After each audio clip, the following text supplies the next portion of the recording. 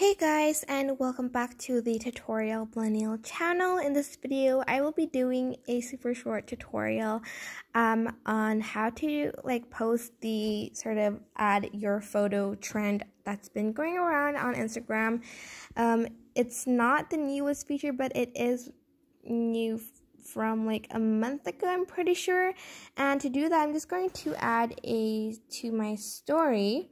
And I'm just going to choose a Taylor Swift picture. If I can just scroll down.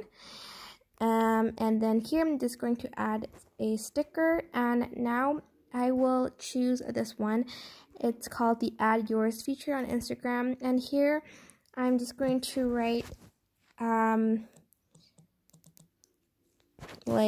favorite singer or something, and then I'm just going to press done, and mine is obviously Taylor Swift, but later people will be able to press the add yours button and they can add their own favorite singer to their Instagram story, and you'll be able to see that too.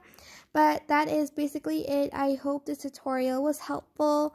Don't forget to like, comment, share, and also subscribe to this channel if you haven't done that.